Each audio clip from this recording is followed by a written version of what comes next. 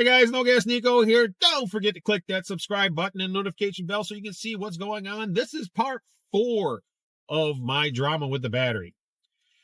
So after filing a claim with Nissan Consumer Affairs, I got a call back. I talked to the first gentleman and he said within, 1 to 3 business days. Well, I got a call yesterday from the Consumer Affairs, from the regional rep. Nice lady. But the only thing she could tell me is only thing she can do is go with what the dealership told him. The dealership says my battery is in excellent condition.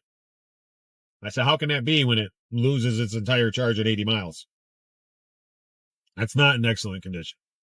So we kind of argued back and forth on the phone, and she said I'm welcome to get a second opinion, which of course that means taking the car further away for them to do the same tests while it's not cold and not under load. To get the same results. I'm not an idiot. I'm not going to waste my time. I'm not going to waste my money. They're probably going to make me pay for it. What do I got to do? I got to make this damn thing fault out. It's not going to fault out till it gets really cold. And right now in Michigan, we're going to have over 50 degrees here on Christmas. The weather's not cooperating with my cause, so I have to wait for it to get colder. And then I'm going to go ahead and it'll fault out. I'll take it on the highway. And we'll fault it out. It'll do it. I know it'll do it. The 2017 did it all the time. I just reset it to fault because I was waiting for the capacity warranty on that one. I'm not going to wait for capacity warranty on this one. This one, they need a fault code to fix it. So we'll give them one. So stay tuned. That's probably going to be coming in a few weeks because I have to wait for the temperatures to drop probably into the single digits, which Michigan, we get that. And it's not going to be fun because then I'm going to be stuck on the side of the road with no heat waiting on a tow truck.